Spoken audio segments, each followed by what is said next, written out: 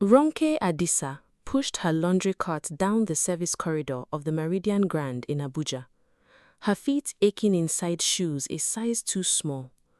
Her mother's shop rent was 3 weeks overdue, and the landlord had stopped being patient about it.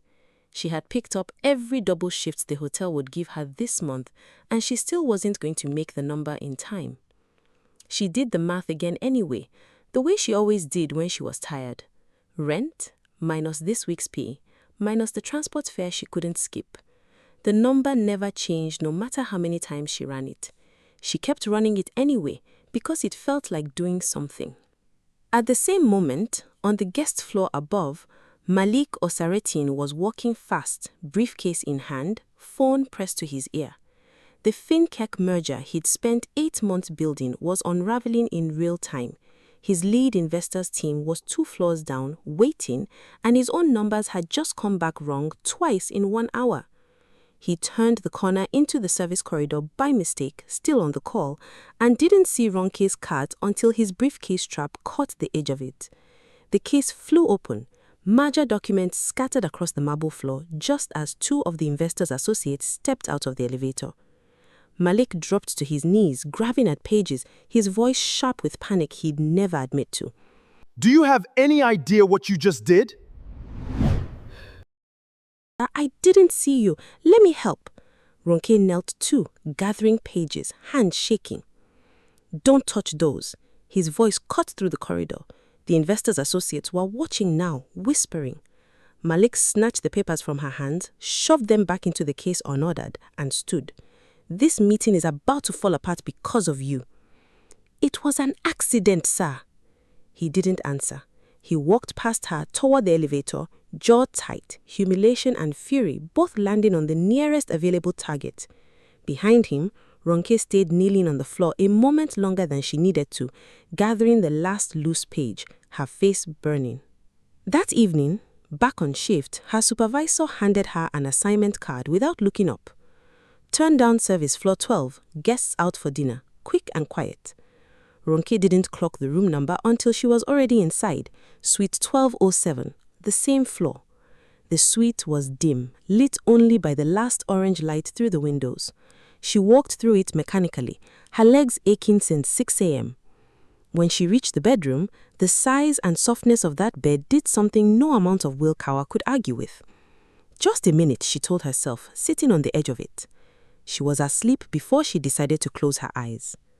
Malik returned close to midnight, the dinner having gone exactly as badly as the afternoon promised. He pushed open the door already exhausted and stopped cold in the bedroom doorway. Someone was asleep in his bed. The woman from the corridor. You have got to be joking. He crossed the room and gently shook her shoulder. Ronke woke with a gasp, scrambling upright, words tumbling out before she'd even placed where she was. I'm so sorry, I don't know how. Please, I need this job. Twice, Malik said, low and disbelieving. Twice in 1 day?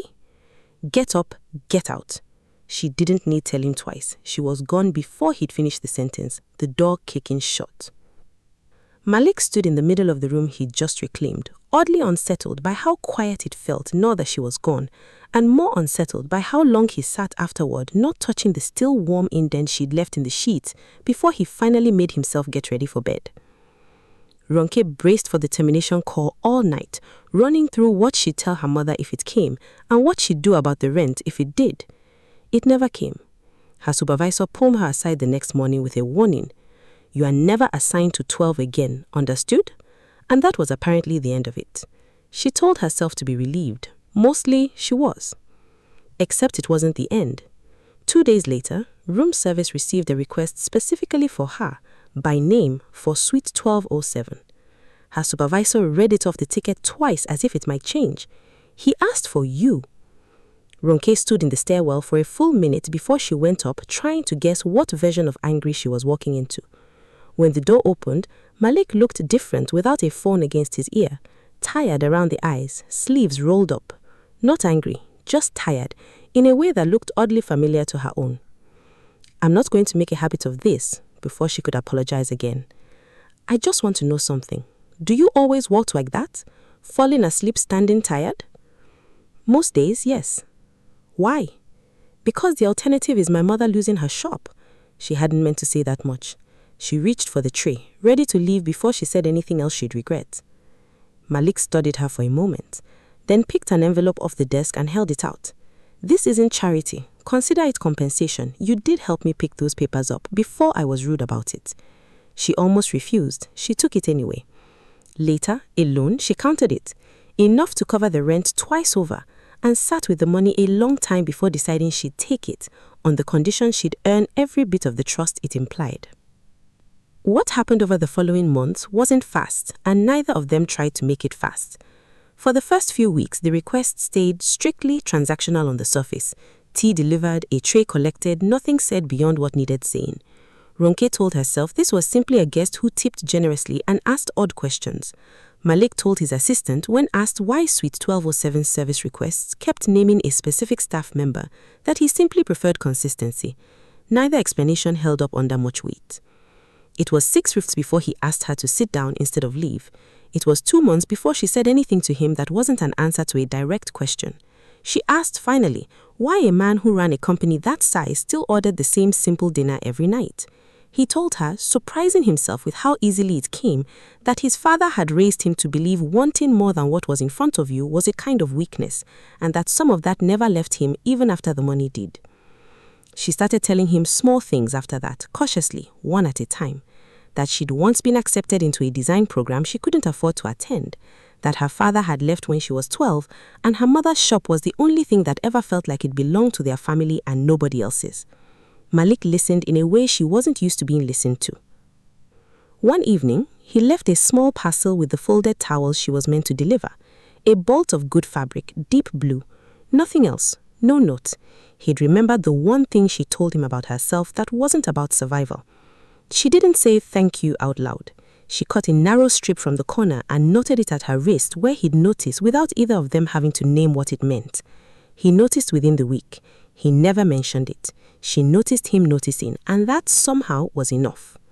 By the 3rd month, the silences between them had stopped feeling like distance and started feeling like the opposite. Neither of them called it anything. Both of them knew exactly what it was becoming. What Ronke didn't know was that Malik's merger wasn't the only arrangement quietly falling apart that season. His board had spent months pushing him toward a partnership marriage to Vivian Okori, whose family's capital could rescue the company outright. Malik had never said yes. He'd also never had a clear enough reason to say no, only a vague, persistent reluctance he couldn't fully explain even to himself. He could explain it now. He simply hadn't said it out loud to the one person it was actually about. Vivian arrived at the Meridian Grand the week rumors of the cleaner reached her father's circle. She found Ronke in the staff corridor and didn't bother with pleasantries. "You understand what you are standing in the middle of," Vivian said. "His company survives because of what my father's brings to it. Whatever this is to you, it isn't worth it will cost your mother's shop if my father decides Malik's judgment can't be trusted with people like you around." "I never asked for any of this," Ronke said quietly and meant it, though some part of her recognized the lie underneath. "That won't matter to the people it affects." Vivian set a business card on the shelf beside her.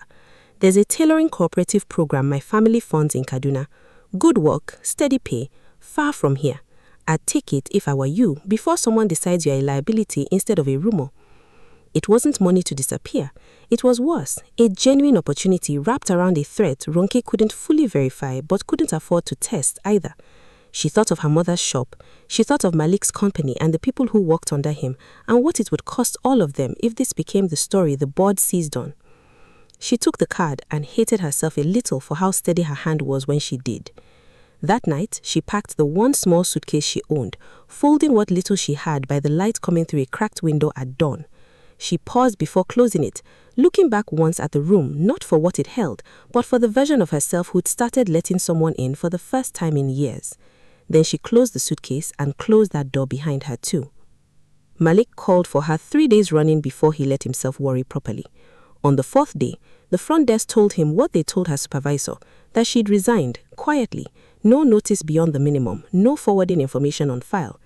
He confronted Vivian first, having pieced together enough from hotel gossip to know exactly whose business card likely did the convincing. "What did you tell her?" he asked, flat and cold. "The truth," Vivian said, unbothered. that this was never going to be simple for her, whatever you decided to feel about it.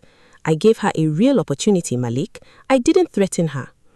You gave her an exit with dignity, dressed as an opportunity. I gave her an exit with dignity before the board found a less generous way to remove the problem. Malik walked away without answering because he didn't trust what he'd say if he stayed. What followed wasn't the kind of grief that announces itself. It was smaller and worse. The suite left exactly as it was because he couldn't make himself have it cleaned. The blue bolt fabric still sitting there where he'd left the parcel, now just an ordinary thing on his shelf that he found himself looking at more than he'd admit. He didn't sleep in that bed again for the better part of a month.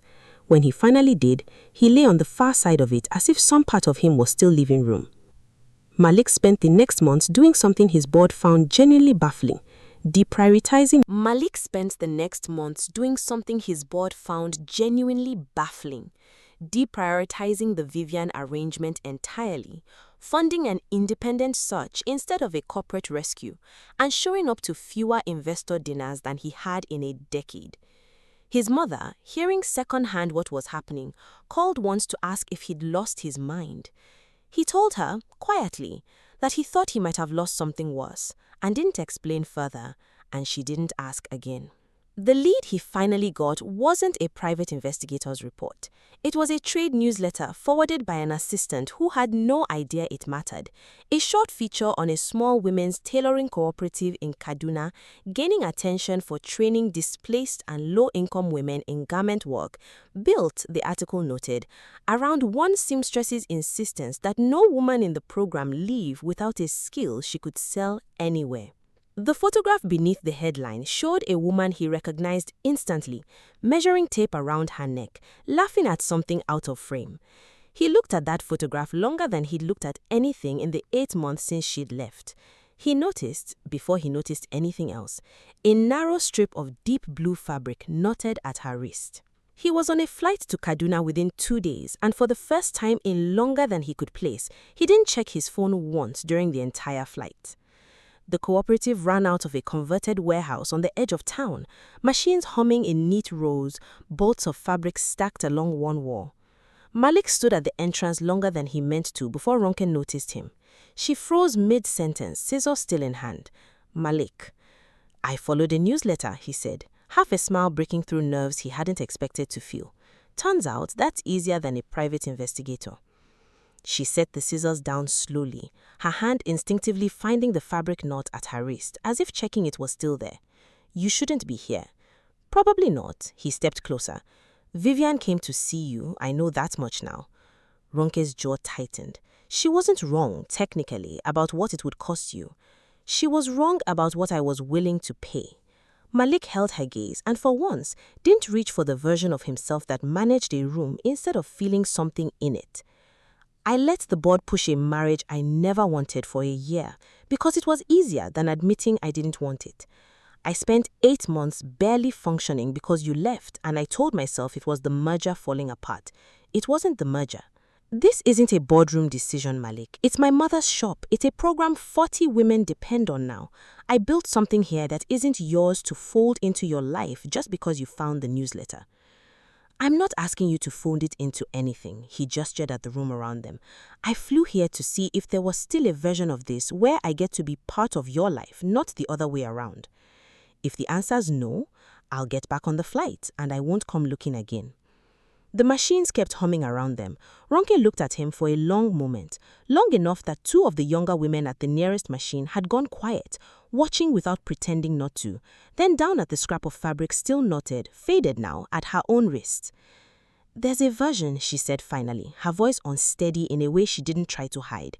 "But it starts here, not Abuja, not the Meridian Grand, here, and it doesn't have your name on it." Malik looked around the warehouse, at the machines, the fabric, the life she'd built entirely without him, and nodded like it was the easiest decision his board had never gotten to make for him. "Then I'm here, quietly, if that's what it takes." Malik didn't move Ronke to Abuja. He moved half his attention to Kaduna instead, quietly funding an expansion of the cooperative, careful never to put his name on it, insisting the work stay hers. He learned to sit through a full afternoon of fabric cutting without checking his phone once. She learned, slowly, to let him in on decisions that weren't only about her mother's shop anymore. The board eventually got its merger with a different investor on terms Malik negotiated without Vivian's family attached to any of it. Vivian herself sent one message after the news broke, uncharacteristically short. "I hope it was worth it." Malik never answered it and didn't need to. A year on, a small trade feature ran a follow-up piece on the Kaduna cooperative, now training 4 times as many women, funded in part, the article noted, by a private donor who declined to be named. The photograph accompanying it showed Ronke at the front of the workshop, and just behind her, half in frame, a man in rolled-up sleeves nobody at the paper thought to identify. Neither of them minded that he stayed out of the caption. What the article didn't show, what no one outside the cooperative knew, was a habit Ronke had quietly kept since the very first week she opened the workshop's doors. In the hem of every single garment the cooperative sold, sewn so small that no customer would ever notice it, she stitched 2 initials in thread the same deep blue as the very first bolt of fabric he ever left her. Not a signature, not a message meant to be found, just a small, private thank you, repeated hundreds of times over, folded into the one thing she had left of her own to give. Malik found it out by accident months later, holding up a finished dress to the light for her and noticing the thread catch the sun at the hem. He didn't say anything about it. He didn't need to. He just refolded the dress carefully, set it back on the shelf with the others, and let it stay exactly the size it actually was. Small, quiet, and hers. If you want to hear more about how the things we send out into the world rarely stay strangers to our own lives, hit that subscribe button and stay for the next tale.